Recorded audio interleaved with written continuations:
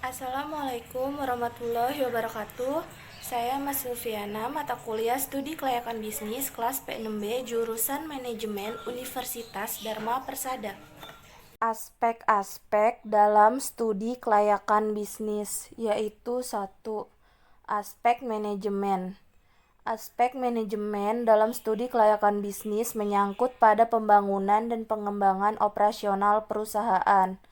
Aspek manajemen memiliki cakupan yang sangat luas, mulai dari manajemen sumber daya manusia hingga manajemen finansial perusahaan.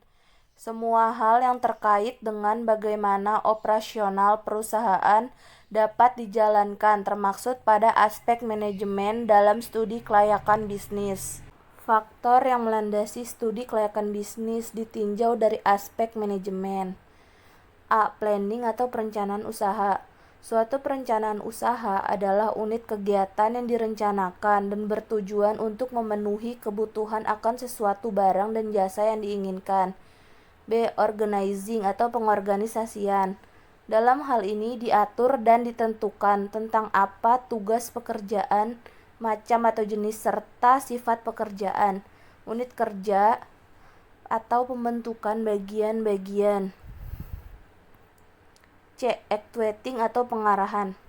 Actuating mencakup kemampuan manajemen dalam memotivasi, mempengaruhi, mengarahkan, dan berkomunikasi dengan orang lain. D. Kepemimpinan. Kepemimpinan adalah sebagai suatu proses mengenai pengarahan dan usaha untuk mempertahankan kegiatan yang berhubungan dengan orang atau kelompok. 2. Aspek hukum.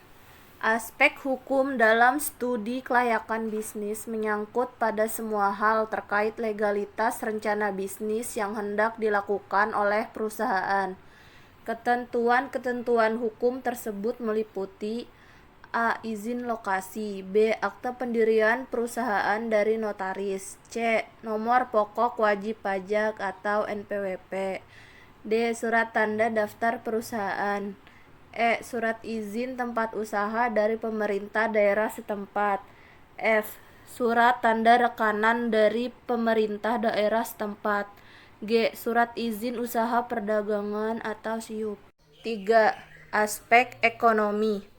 Aspek ekonomi dalam studi kelayakan bisnis menyangkut pada dampak suatu badan usaha untuk masyarakat sekitar. Penelitian dalam studi kelayakan bisnis akan menjawab apakah semua bisnis mampu menaikkan atau justru menurunkan rata-rata pendapatan per kapita. Dampak dari aspek ekonomi dengan adanya suatu proyek atau usaha meliputi A. Terbukanya kesempatan lapangan pekerjaan bagi masyarakat sekaligus mengurangi angka pengangguran. B. Tersedianya sarana dan prasarana umum. C. Tersedianya beragam produk barang dan jasa di masyarakat, sehingga meningkatkan persaingan dalam menciptakan dan memenuhi kebutuhan masyarakat. 4. Aspek resiko. Bisnis merupakan hal yang sangat penting, kegiatan penting yang dilakukan dalam kehidupan manusia. Dengan adanya bisnis akan terbuka lowongan pekerjaan. Terlepas dari nilai positif bisnis, tentu ada pula nilai negatif yang dapat timbul dalam bisnis, yakni risiko bisnis. Dalam menjalankan sesuatu, pasti ada sebuah risiko yang harus dihadapi, baik risiko tersebut besar atau kecil, tak terkecuali dalam melakukan bisnis. Tindakan yang perlu dilakukan oleh pelaku bisnis adalah tindakan antisipasi agar risiko dapat diminimalkan dan tidak menimbulkan hal-hal yang di luar dugaan. Risiko dalam bisnis merupakan hal yang wajar ditemui. Hal ini karena adanya berbagai macam faktor yang mempengaruhinya. Jenis-jenis risiko pun bermacam-macam. Maka dari itu, seorang pelaku bisnis harus cermat dalam melihat serta mengatasi segala kemungkinan yang akan terjadi dalam usahanya. Cara mencegah atau meminimalkan resiko yaitu A. Gunakan pengetahuan atau informasi untuk mengetahui secara dini risiko yang akan terjadi. B. Pengalaman adalah guru terbaik dalam memperkecil risiko.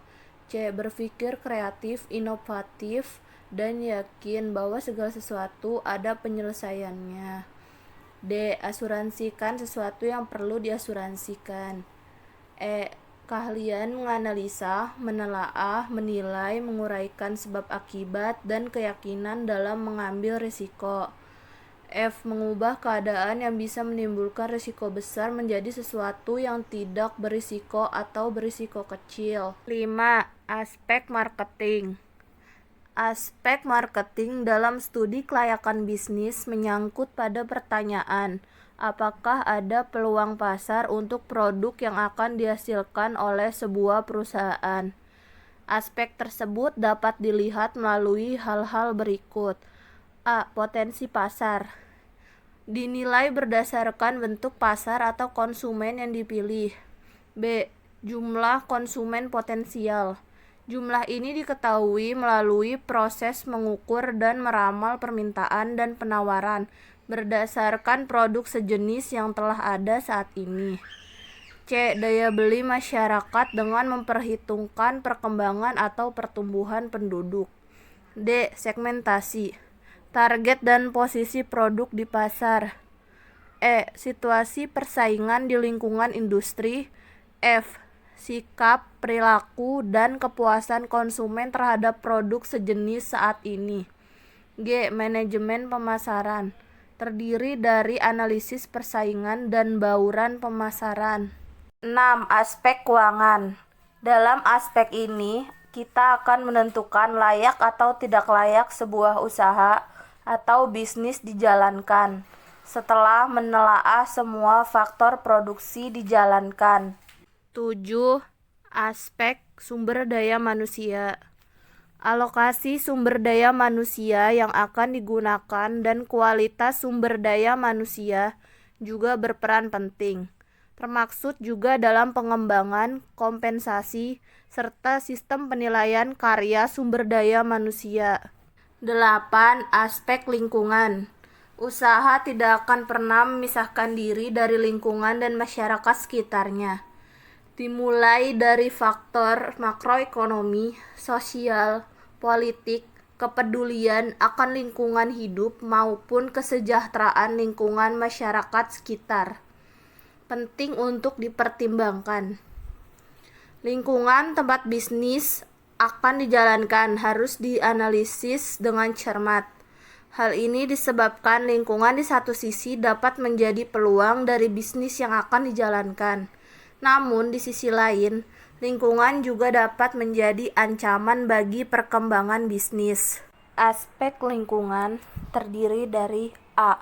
Lingkungan bisnis. Merupakan unsur yang ada di luar perusahaan dan tidak dapat dikendalikan oleh pelaku bisnis yang dapat mempengaruhi kinerja perusahaan. B. Lingkungan operasional. Lingkungan yang memiliki kaitan langsung dengan aktivitas operasional perusahaan. C. Lingkungan pesaing. Pesaing adalah perusahaan dalam industri yang sama dan menjual produk, baik berupa barang ataupun jasa, kepada pelanggan. D. Lingkungan pelanggan. Pelanggan adalah pembeli produk yang dihasilkan oleh perusahaan. E. Lingkungan pemasok. Pemasok adalah perusahaan yang menyediakan bahan baku, tenaga kerja, keuangan, dan sumber informasi kepada perusahaan lain. F. Lingkungan kreditor.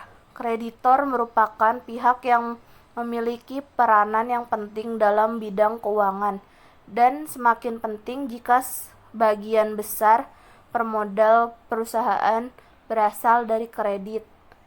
G. Lingkungan pegawai. Pegawai merupakan aspek yang paling penting karena pegawai adalah pelaku yang menunjang tujuan perusahaan tercapai.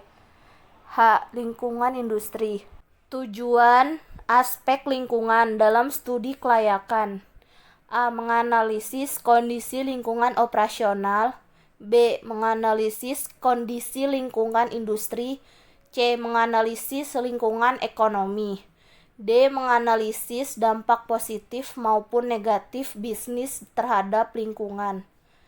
E. Menganalisis usaha-usaha yang dapat dilakukan untuk meminimalkan dampak negatif bisnis terhadap lingkungan.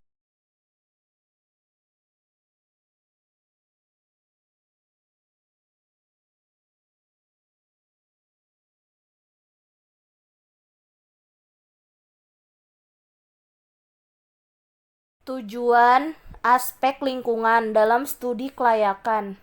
A. Menganalisis kondisi lingkungan operasional. B. Menganalisis kondisi lingkungan industri. C. Menganalisis lingkungan ekonomi. D. Menganalisis dampak positif maupun negatif bisnis terhadap lingkungan. E. Menganalisis usaha-usaha yang dapat dilakukan untuk meminimalkan dampak negatif bisnis terhadap lingkungan. Mengapa aspek-aspek tersebut sangat penting dalam kajian studi kelayakan? Karena tanpa aspek-aspek tersebut, perusahaan tidak akan mengetahui sebuah proyek bisnis layak dan mampu untuk dieksekusi atau tidak. Sekian penjelasan mengenai aspek-aspek studi kelayakan bisnis. Kurang lebihnya mohon maaf. Wassalamualaikum warahmatullahi wabarakatuh.